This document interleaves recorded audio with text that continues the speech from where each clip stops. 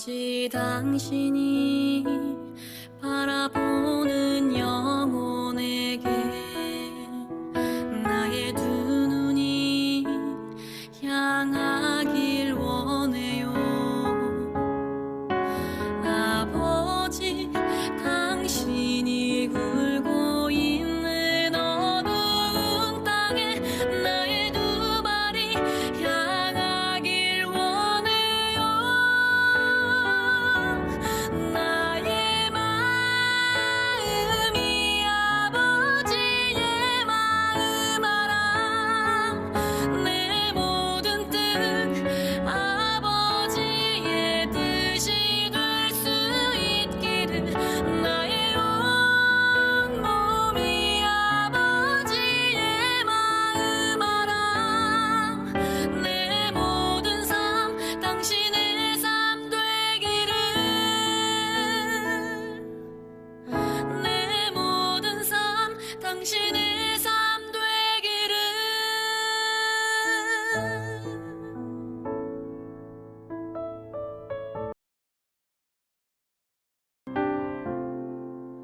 나를 지으신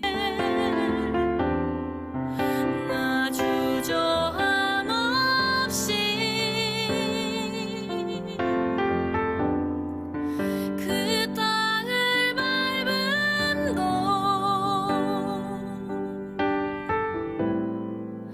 나를 붙드시는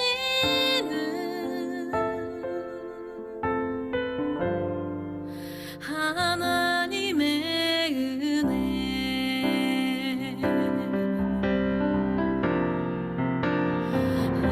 한량없는 은혜, 갚을 길 없는 은혜. 내 삶을 애워 사는 하나님의 은혜.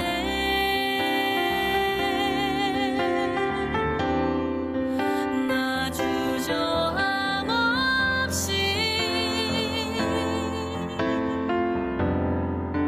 그 땅을 밟은 너 나를 붙드시는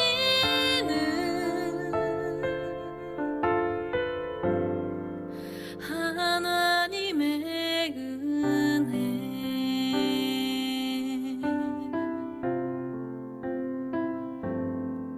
나를 지으신 이가 하나님,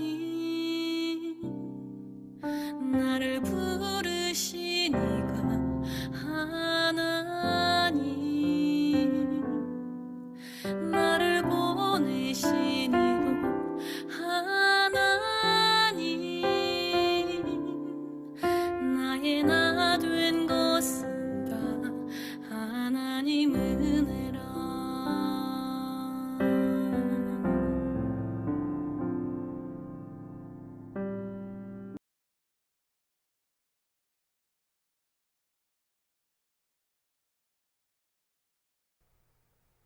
한 주간 잘 지내셨습니까? 9월 첫째 주 예배를 온라인으로 드립니다. 코로나 방역 2.5단계가 다음 주일까지 연장되었습니다. 우리 모두가 강화된 방역 수칙을 철저하게 잘 지켜서 하루빨리 정상적인 생활로 돌아갈 수 있기를 바랍니다. 그리고 교회도 다시 모이는 예배로 돌아갈 수 있도록 최선을 다해서 안전과 방역에 온 힘을 기울이겠습니다. 방역 2단계에도 교회는 모든 모임과 예배를 온라인으로 유지합니다.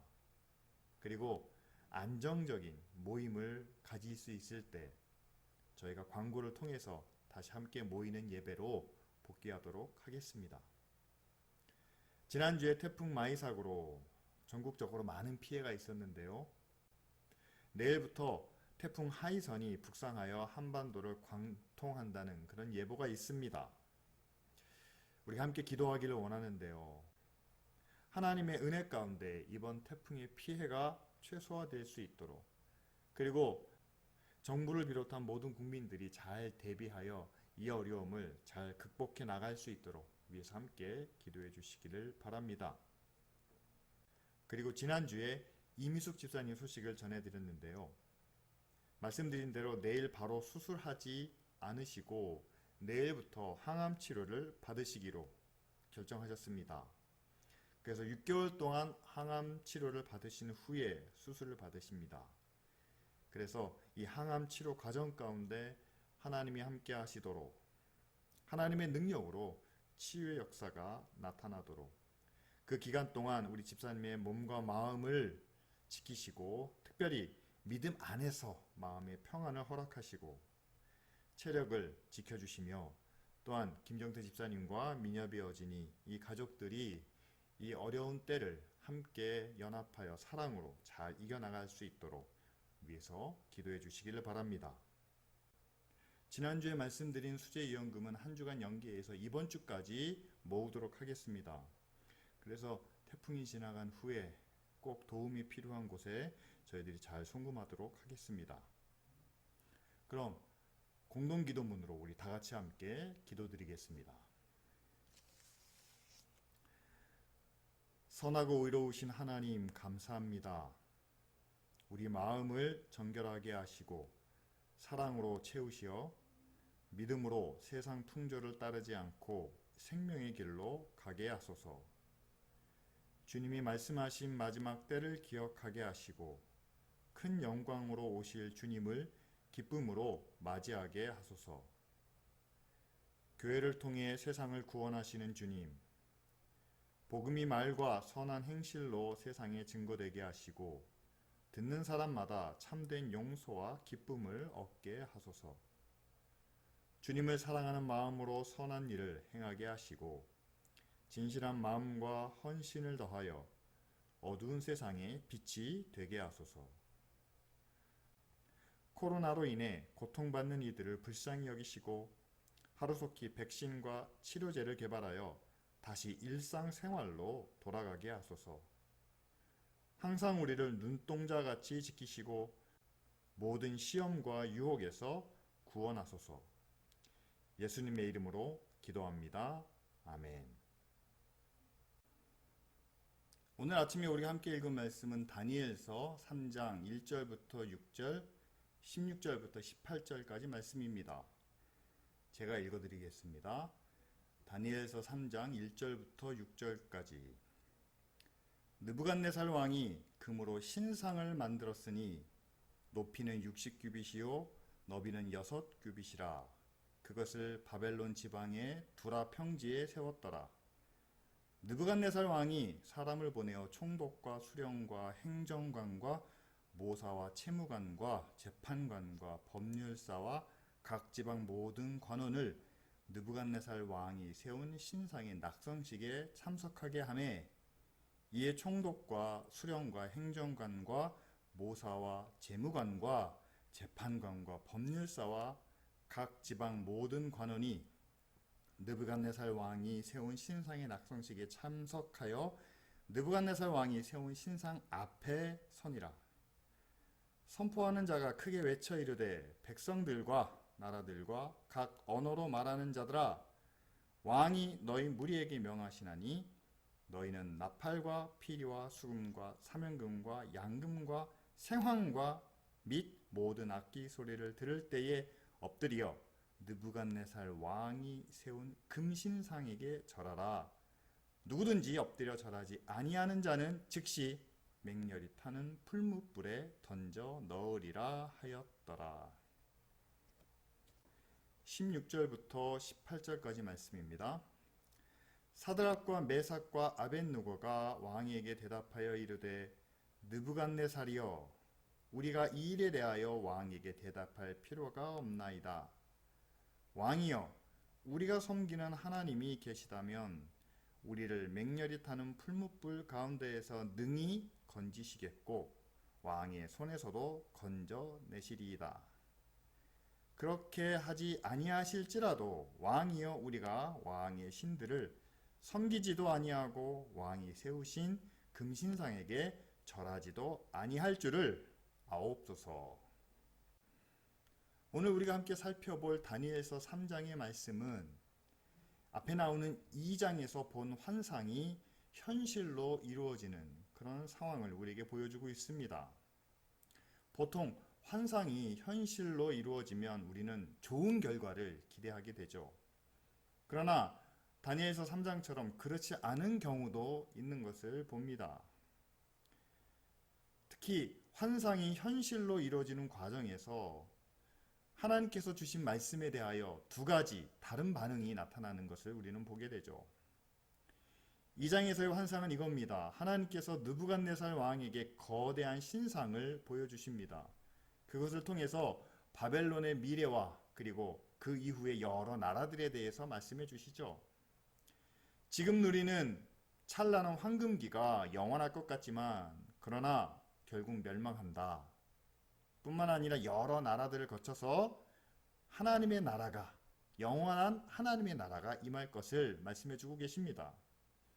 따라서 이 환상의 핵심은 지금 보이는 영광, 지금 보이는 권세에 매여 교만하지 말고 그 이후에 이루어질 역사들을 생각하며 겸손하게 현재 상황에 충실하라라는 의미죠. 그런데 이 환상을 보고 또 이 메시지를 들은 사람들의 반응이 다릅니다. 한 사람은 환상에서 봤던 그 신상을 기어이 세우는 그런 일을 저지르죠. 앞에서 말한 것처럼 환상의 메시지가 뭐였습니까? 사람이 세운 신상은요, 세상의 권세를 말합니다. 그리고 인간의 교만을 상징합니다. 그래서 하나님의 뜻은 그 신상을 세우지 말라는 거였죠. 모든 나라와 권세, 결국 그 환상 가운데 나타난 신상처럼 무너져 버린다 라는 말씀이었습니다. 그런데 그 환상을 직접 보고 또한 그 의미를 전해 들은 느부갓네살 왕은 기어코 자기 신상을 세우고 그 앞에 모든 사람들을 불러 모으죠. 성경에서는 두 번이나 누가 그 신상 앞에 와야 하는지를 언급을 합니다. 그렇게 모든 사람들을 다 불러 모아서 자기 신상 앞에 절하게 하는, 그래서 자기의 권세와 위엄을 높이고 모든 사람들 앞에서 자랑하고 싶은 그런 모습이 성경에 아주 자세히 기록되어 있습니다. 여러분, 시대를 불문하고요, 거대한 조형물이나 웅장한 건축물을 보면 그 시대의 권세와 위엄을 말하고 있습니다. 동시에 이것은 그 시대를 다스렸던 지도자들의 욕심을, 또한 지도자들의 야망을 자랑하는 그런 표현이죠. 사실 우리가 역사적으로 보면 이거는 굉장히 의미 있고 가치가 있고 예술적으로도 과학적으로도 큰 유서 있는 그런 작품 또는 그런 건축물로 여김을 받지만, 그러나 우리는 동시에 이런 부분을 생각해 봐야 됩니다. 그 건물을, 그 조형물을 세우기 위해서 얼마나 많은 사람들이 동원되고 희생되었는지, 통치자의 권력과 위엄을 많은 사람들에게 표현하기 위해서, 국가의 위상을 만방에 알리기 위해서 얼마나 많은 국민들의 힘과 노력과 희생이 착취되었는지를 우리는 생각해 봐야 되겠죠. 여러분, 역사의 유적들 가운데 유럽에는 기독교 유산들도 참 많이 있습니다. 그런데 그런 것들을 찾아봐도 사람이 얼마나 권위와 자랑을 좋아하는지, 심지어는 교회 안에서도 하나님의 약속과 하나님의 말씀과는 전혀 상관이 없는 그런 화려한 건축물과 또한 여러 가지 조형물들이 존재하고 있다는 사실입니다. 교회는 그러지 않을 겁니다 라고 생각하실지 모르지만요, 여러분, 유럽에 가시면 중세 시대에 세워졌던 많은 교회와 건축물들이 있습니다. 어떤 교회는 100년 이상 지었다는 교회가 있고요, 아직도 완공되지 못한 수백 년째 건축 중인 그런 성당도 있습니다. 그런 곳 앞에 서면 웅장합니다. 위엄이 있습니다. 그 안에는 여러 조각과 그림으로 화려하게 장식이 되어 있습니다. 그리고 그 교회를 짓는 사람들은 이것은 하나님의 영광, 하나님의 권위를 위한 것이다 라고 말합니다. 그러면서 구약에 금으로 장식된 솔로몬의 성전이 있지 않습니까? 우리도 그렇게 교회를 짓습니다 라고 변명을 합니다.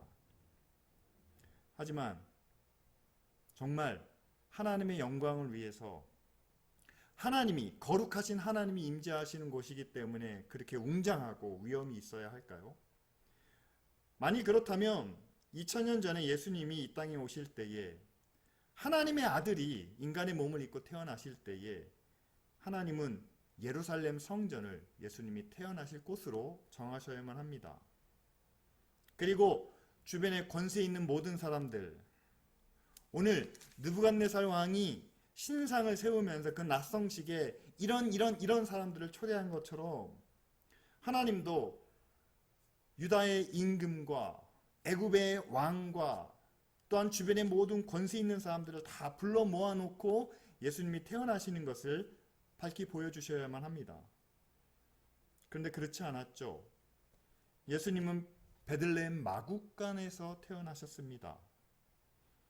그리고 그 자리에 초대된 사람들은 가난한 목자들이었습니다. 뿐만 아니라 예수님은 사역을 시작하시면서 가난한 사람들, 병든 사람들, 특별히 죄인들을 찾아가서 만나 주셨습니다.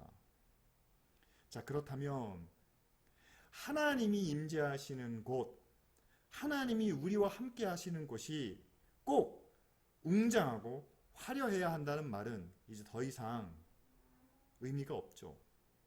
오히려 하나님이 임재하시는 곳은 예수 그리스도께서 찾아가신, 또한 본인이 직접 말씀하신 것처럼 낮은 자리에서 섬기는 모습으로 나타나야 한다라고 우리는 배웠습니다. 그렇다면 교회가 이 사실을 몰랐을까요? 중세 교회의 교황들이나 주교들이나 성직자들이 과연 이 사실을 모르고 교회를 건축했을까요? 아닙니다. 그들도 알고 있었습니다.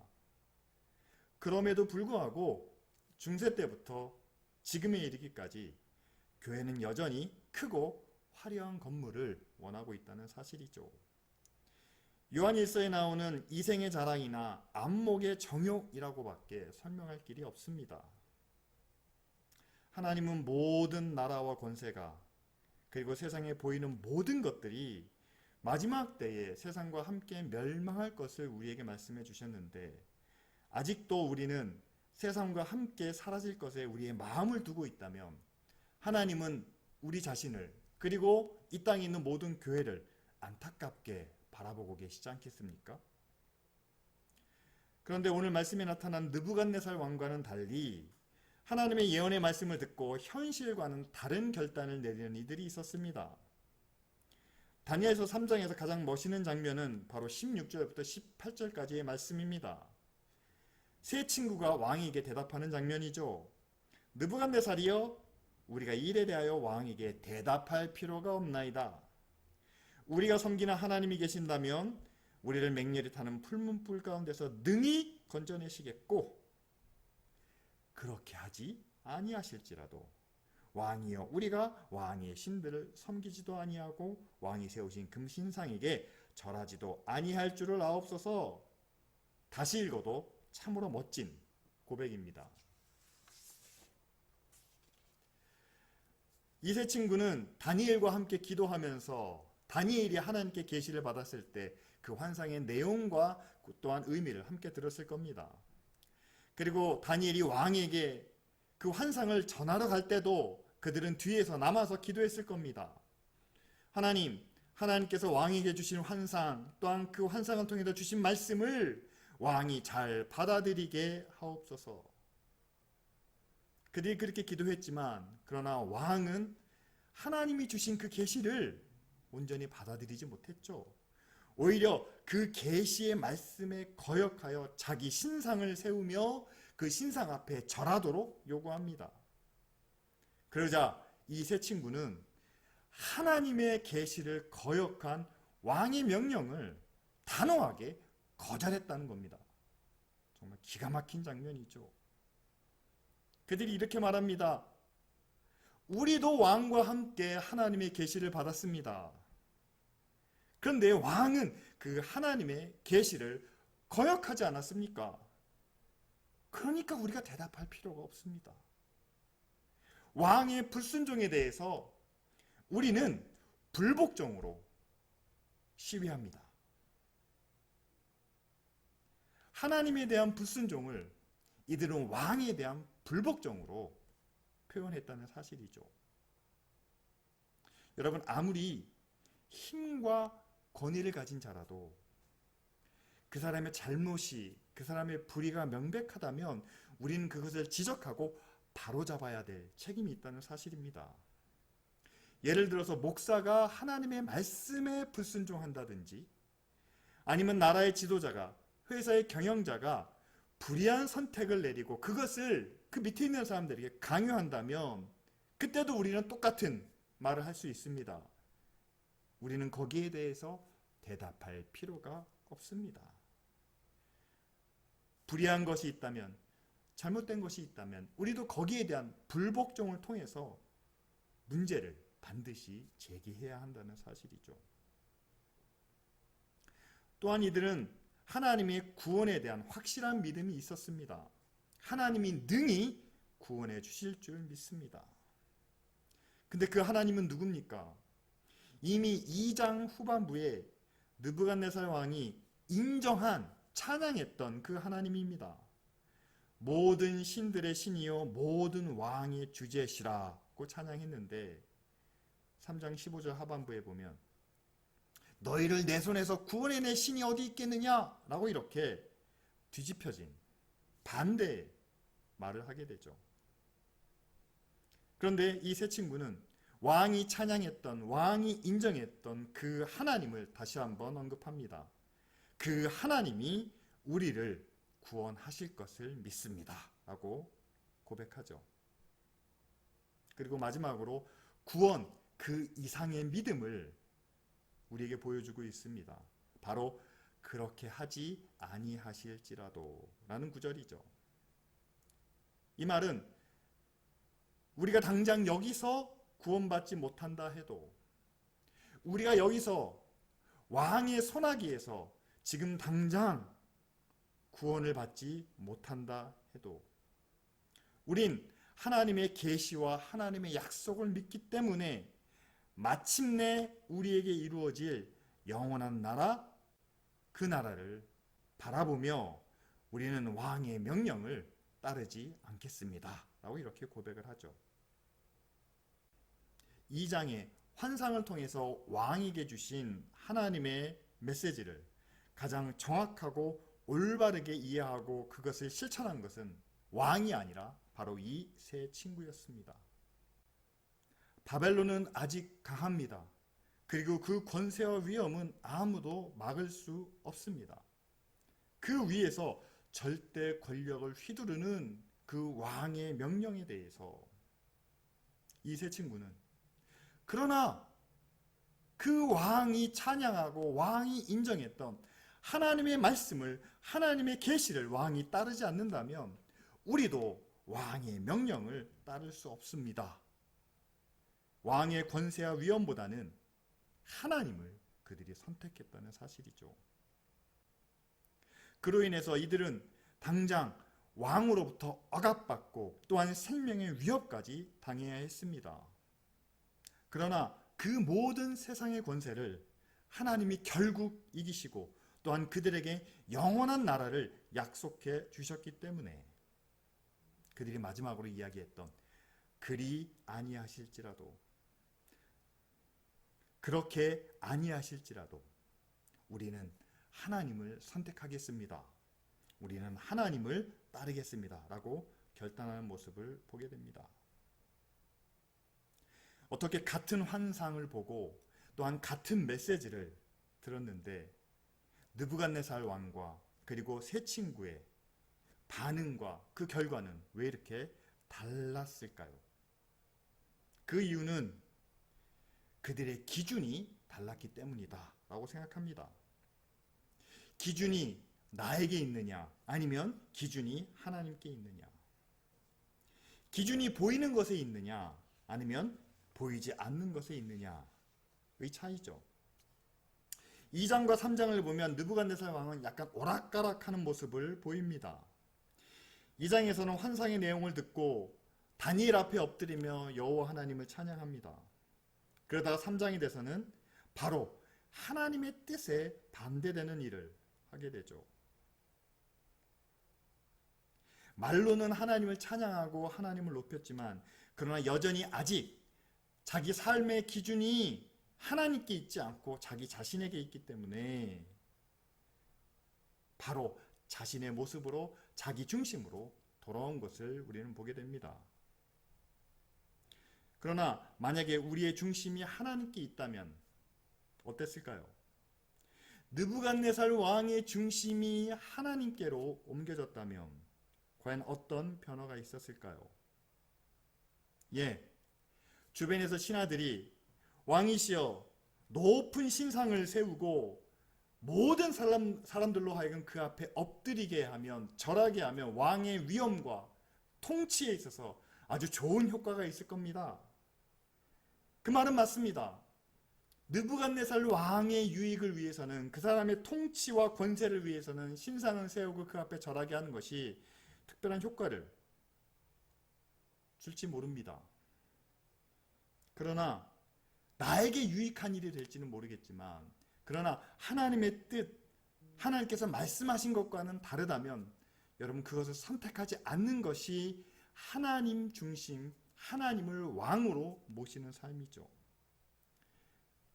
우리는 지금도 하나님을 나의 왕, 나의 주라고 고백을 합니다. 여러분 노예제도가 없어진 지가 오래됐죠. 그리고 우리가 사는 이 사회는 민주사회이기 때문에 더 이상 왕이 존재하지 않습니다. 그럼에도 불구하고 우리는 하나님을, 예수 그리스도를 나의 왕, 나의 주라고 고백을 합니다. 과거의 표현을 그냥 상징적으로 옮겨다 쓰는 게 아니고요. 실제로 하나님이 우리의 주인이시고 또한 하나님이 우리의 왕이시라는 우리의 믿음의 고백이죠. 왕과 주를 지금의 표현으로 다시 옮긴다면 내 기준으로 사는 것이 아니라 하나님의 기준으로 사는 것을 말합니다. 내 중심이 아니라 하나님을 내 중심에 두고 사는 삶을 이야기합니다. 그래서 앞에서 말한 것처럼 나를 위한 일이 있는데, 내게 정말 이익이 되는 일이 있는데, 나에게 큰 도움이 되는 일이 있는데 하나님이 내 안에 계시지 않다면 당연히 나에게 이익이 되는 일을 선택을 하겠죠. 그런데 하나님이 내 안에 계십니다. 그것도 내 중심에, 내 기준이 되십니다. 그리고 그분이 내게 말씀하신 내용이 있습니다. 보이지 않는 것을 향하여 세상의 의와 진리를 위하여 살 것을 말씀하십니다. 그렇다면 아무리 내게 유익이 되는 일을 할지라도 하나님의 말씀과 진리에 어긋난 일이라면 그것을 선택하지 않는, 그것을 피하는 것이 바로 하나님을 나의 왕, 그리고 하나님을 나의 주로 모시는 삶의 모습이겠죠. 실제로 우리는 지금의 교회와 많은 믿는 사람들은 이 느부갓네살 왕과 세 친구 사이에서 많은 혼동을 지금 경험하고 있습니다. 뭐냐면 이 시대를 살아가는 데 있어서 보이는 것 중요합니다. 없어서는 안 됩니다. 그것이 꼭 있어야만 우리는 살아갑니다. 동시에 보이지 않는 믿음, 그것도 우리는 지켜야만 합니다. 하나님의 구원을 이루기 위해서, 우리를 통해서 하나님이 세상을 구원하시는 그 뜻을 이루기 위해서 우리는 보이지 않는 것도 함께 구해야 한다는 사실이죠. 그렇다면 보이는 것도 중요하게 여기며 보이지 않는 의와 진리도 함께 구하는, 이것을 우리가 어떻게 감당해 나갈 수 있겠느냐. 여기서 우리가 기억해야 될 것은 우리의 신앙 고백입니다. 하나님을 나의 왕, 그리고 나의 주, 나의 신으로 모신다면 그분을 우리가 왕으로 대접해 드리면 됩니다. 그리고 그분을 우리의 구주, 신으로 모시면 되는 거죠. 그분에 대해서 우리가 극진하게 어떻게 대접을 해드려야 되나, 무엇으로 헌신을 해야 되나, 이렇게 거창하고 대단한 것을 말씀드리는 게 아닙니다. 우리가 하나님을 왕이요 나의 주인이십니다 라고 여러 번 고백을 하는 것처럼 실제로 하나님의 말씀을 왕이 우리에게 말씀하신, 왕이 우리에게 요구하시는 것으로 우리는 무겁게 받아들이고 순종하는 마음, 그것이 우리에게 필요하다는 사실입니다. 여러분, 가장 기본적인 명령이 뭡니까? 예수님께서 우리에게 주신 가장 기본적인 것, 하나님을 사랑하고 이웃을 사랑하라. 이웃을 사랑하라는 거죠. 또 예수님은 형제를 용서하라고 말씀하셨습니다. 사랑과 용서. 여러분, 교회가 사랑과 용서를 얘기하면 너무 많이 들었던 이야기이기 때문에 당연하게 하나의 윤리, 계명 정도로 여깁니다. 그래서 그것이 생각날 때면 그래, 내가 사랑해야지, 용서해야지. 그러다가도 뭔가 마음이 내키지 않으면, 기분이 좋지 않으면 사랑은 무슨 사랑이냐, 용서는 무슨 용서냐, 믿지 않는 사람들과 똑같은 모습을 가지고 우리는 살아갑니다. 그런데 예수님께서 우리에게 말씀하실 때 사랑하라, 용서하라 라는 이 말씀을 그냥 윤리 계명적으로 여기는 것이 아니라 우리의 주인이시고 우리의 왕이신 하나님이 우리에게 주신 명령으로 우리가 무겁게 받아들인다면 내 기분과 내 상황에 따라서 지키고 안 지키고 이게 아닙니다. 어떤 상황에서든지 우리는 지켜야 될 하나님의 말씀으로 받아들여야 한다는 거죠. 정말 성경에 기록되어 있는 말씀이, 우리가 함께 나누고 있는 이 하나님의 말씀이 내게 얼만큼 무겁고 중요하게 여겨지는지, 일주일에 한 번씩 매번 듣기 때문에 늘 우리 곁에 있는, 언제든지 찾아볼 수 있는 그런 말씀이 아니라 나의 주인이신 왕이신 하나님께서 특별히 내게 주신 그 하나님의 말씀으로 우리가 받아들이고 있는지 다시 한번 우리가 돌이켜 봐야만 합니다. 하나님을 나의 왕, 나의 주, 그리고 하나님이 나의 기준, 중심이 되시는, 여러분, 하나님이 나의 기준이고 중심이 되시면은요, 보이는 것과 보이지 않는 것에 대한 조화와 균형도 하나님께서 온전히 이루어 주실 줄 믿습니다. 왜냐하면 그분이 중심이 되시니까요. 또한 그분이 나의 기준이 되시기 때문에 이럴 때 어떤 선택과 결정을 내려야 되는지 하나님이 우리에게 말씀해 주신다는 사실이죠. 또 한 가지는 그리 아니하실지라도 라는 고백입니다. 우리는 보이는 세상을 살아갑니다. 당장 눈앞에 있는 현실의 문제를 놓고 그 문제의 해결책을 찾습니다.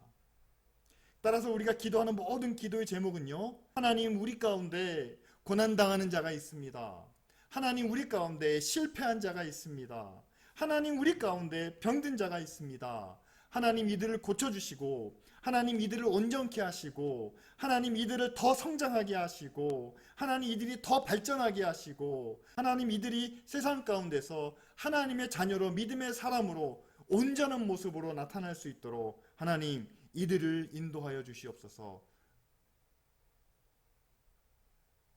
보이는 삶의 문제를 놓고 우리가 함께 기도한다는 사실이죠. 그런데 보이는 문제를 놓고 기도할 때 그리 아니하실지라도 라고 하면 굉장히 당황스럽습니다. 하나님, 우리가 많은 것을 놓고 기도했지만 그것이 지금 이루어지지 않아도 괜찮습니다. 그렇게 되지 않아도 우리는 하나님을 믿습니다. 그런데 이걸 들은 사람들은 이렇게 이야기합니다. 그렇게 안 돼도 괜찮을 거면 뭐하러 기도합니까?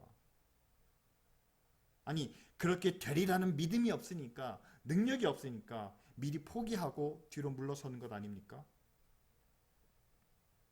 보이지 않는 것에 대한 소망이 없는 사람들은요, 보이는 것으로 믿음과 구원을 평가하게 됩니다.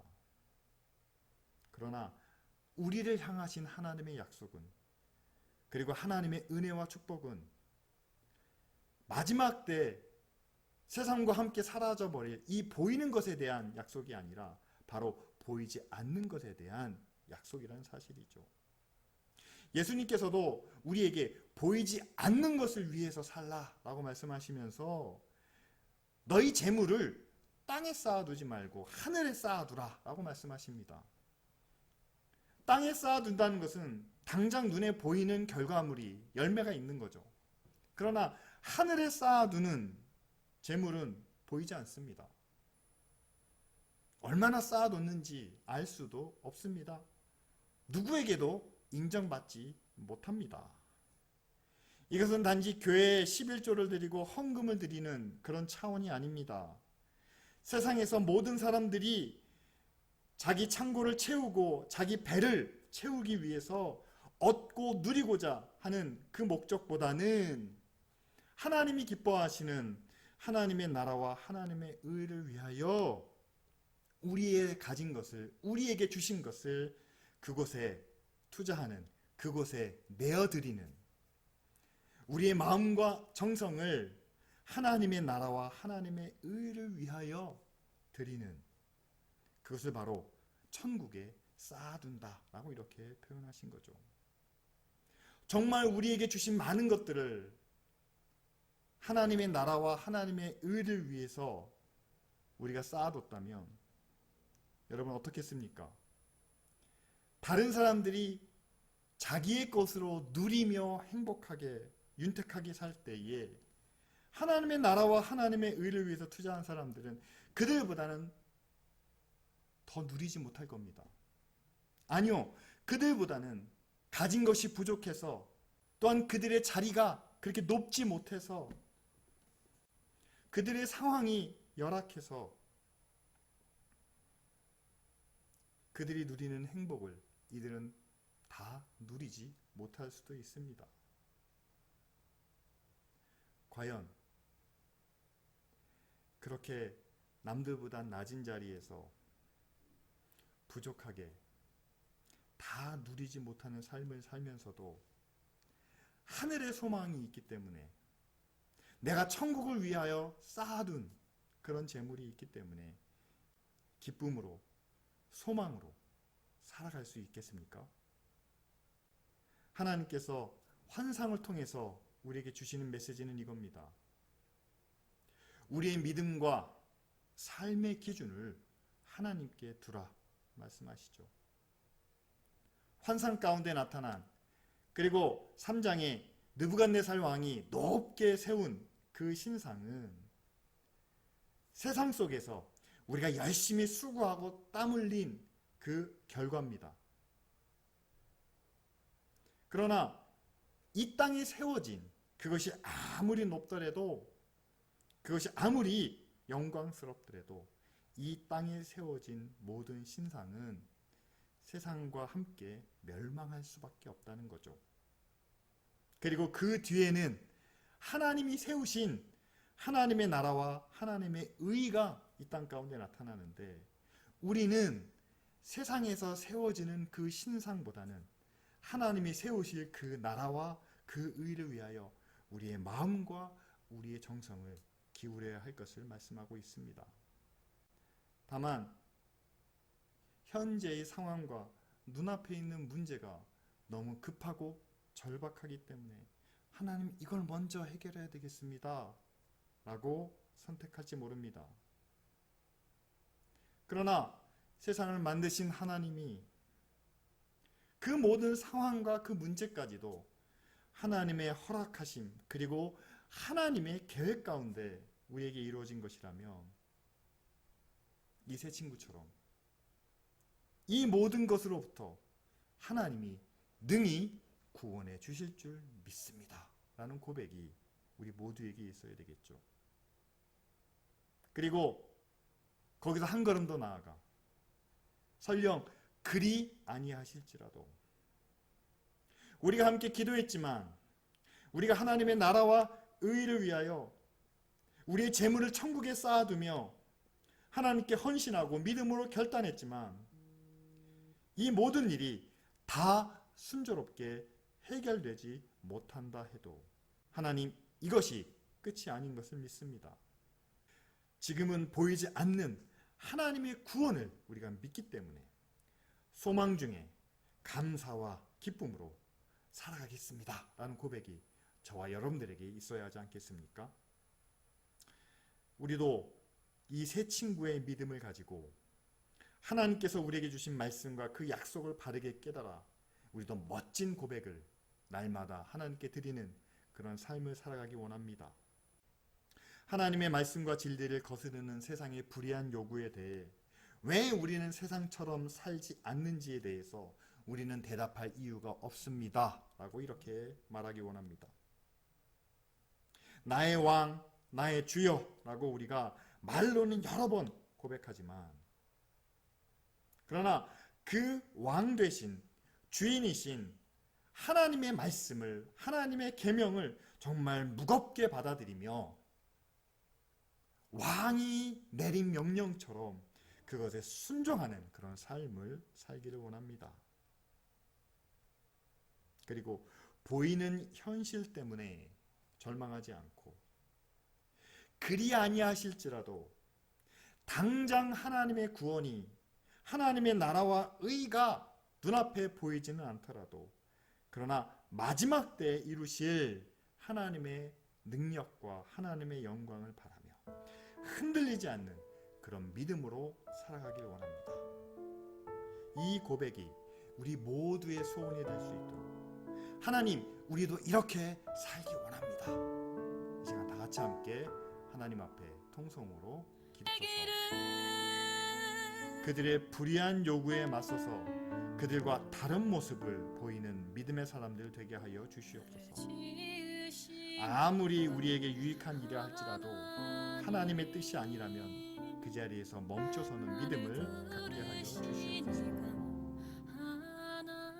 지금은 보이는 것이 세상을 지배하는 것 같지만 그러나 하나님이 이 모든 것의 주인 되심을 믿습니다. 뿐만 아니라 하나님이 지금도 이 세상을 다스리시며 또한 우리를 구원해 주실 줄 믿습니다. 비록 지금 당장 하나님의 구원이 눈앞에 보이지 않을지라도 내가 바라고 기도하는 대로 다 이루어지지는 않을지라도 하나님께서 마침내 우리에게 주실 구원과 그리고 천국을 바라보며 흔들리지 않고 살아가는 믿음의 사람들 되시옵소서.